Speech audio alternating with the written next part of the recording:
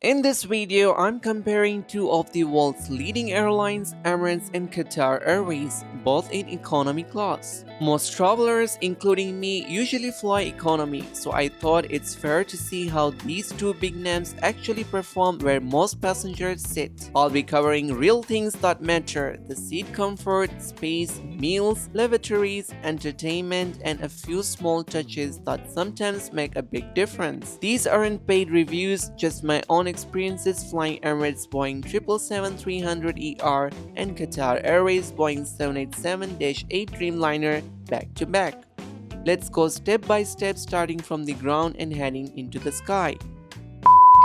Boarding Emirates, the first thing that hits you is that signature golden beige interior. It feels royal but also shows its age a bit. This aircraft has served for years, and you can tell by the design of the seats and lighting. Still, it gives a nice, warm welcome.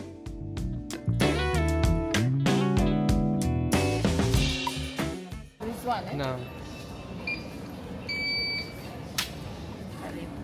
Send.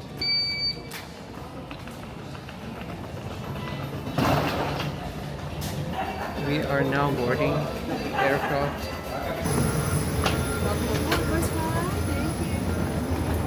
Stepping on board Qatar Airways Dreamliner feels completely different.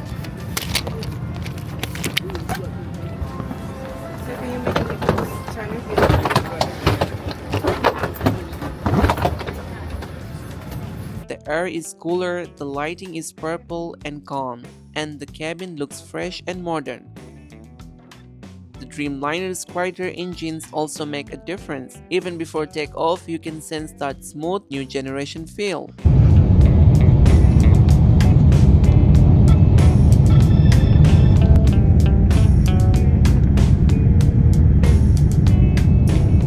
Let's talk about seats because that's where we spend most of the flight. On Emirates, the seat configuration in economy class is arranged 3-4-3, but at the very back you'll find a small 2-4-2 section. If you ever get that row, it's a hidden gem. Fewer people, easier access to the aisle, and a bit more shoulder room. The seats themselves are wide, cushioning is soft, and legroom is pretty generous. You can stretch out without bumping the seat in front. Qatar Airways Dreamliner uses 3-4-3 seat configuration. The seats look slimmer and the fabric feels newer. But when the cabin is full, it does get tight, especially around the shoulders. As per my experience, for overall space and comfort, Emirates takes the point.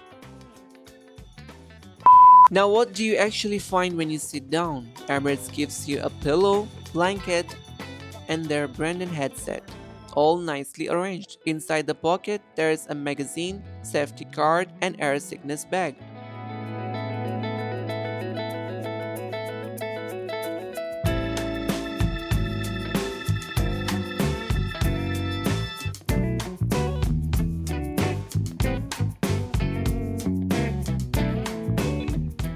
Later, the crew also pass around printed meal menu cards, which I personally like. You already know what's coming and can decide between options in advance. On Qatar Airways, the setup is similar: pillow, blanket, headset, but no menu card.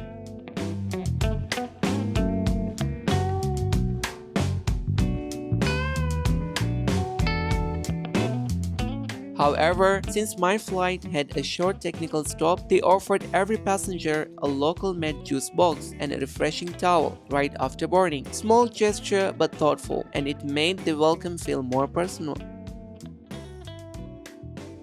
Moving to the lavatories. Yes, even that's worth comparing because on long flights, it really matters. On Emirates, the lavatory is fairly spacious. Even though the interior is older, it's still well equipped. A large mirror with LED lighting, a small makeup mirror, perfume, and lotion. Some areas show age, but overall it's neat and functional.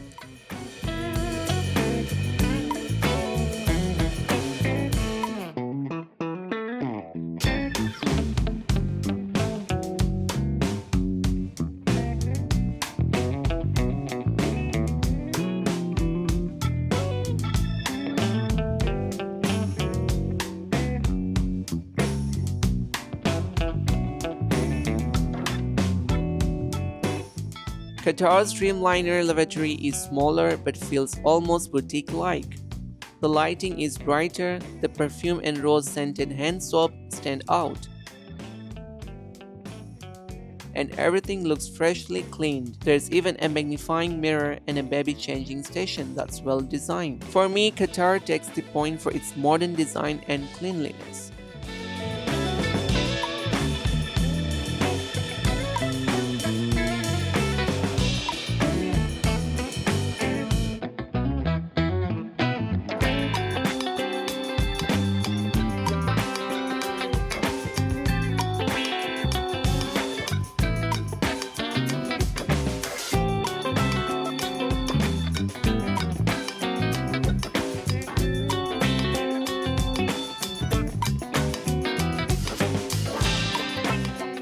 Once just settled in, the cabin ambience make a big difference. Emirates feels warm and traditional, that golden glow they're famous for, a bit royal, a bit nostalgic.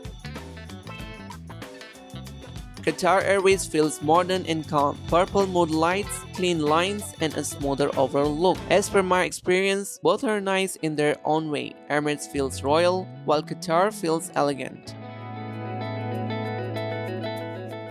Time for the meal service. Always one of my favorite parts of any flight. Emirates served a full hot meal with salad, dessert, and bread roll. Presentation looked nice and taste-wise it didn't disappoint. The portion was enough to actually fill you up, which isn't always the case in economy.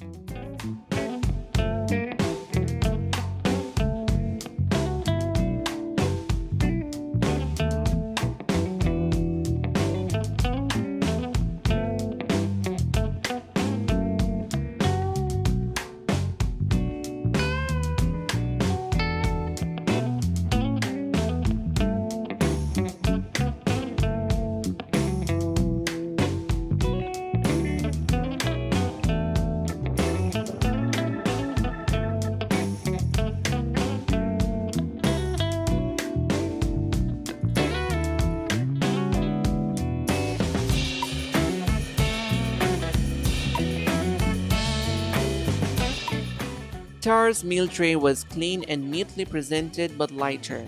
Taste did not meet the standard and the portion was way too smaller. The plus point was that Qatar offered a small snack and drink later in the flight, while Emirates didn't bring anything after the evening tea service. So for taste and portion, Emirates takes the point, but for ongoing service, Qatar earns one too. I've also shared a separate video comparing economy class onboard meal, both Qatar Airways and Emirates. I'll share the link in the description below, make sure to check it out and let me know what's your review. Both airlines deliver when it comes to in-flight entertainment.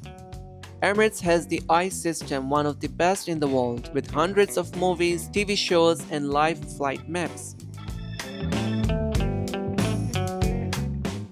Qatar uses Oryx One, which has slightly fewer choices but a very clean interface and quick response. The difference appears when you try connecting online. Qatar offers free unlimited Wi-Fi for a limited time on most flights.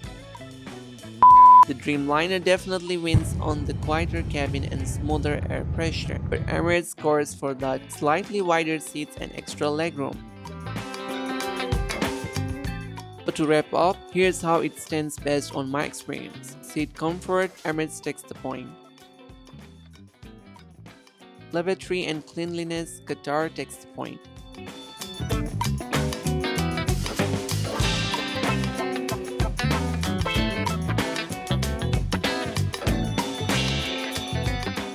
Meals, Emirates takes the point. Wi-Fi and connectivity, Qatar takes the point. Which one will you prefer on your next trip? Let me know in the comments. I'd love to hear your thoughts. Thanks for watching. Don't forget to like and subscribe, and I'll see you on my next flight review.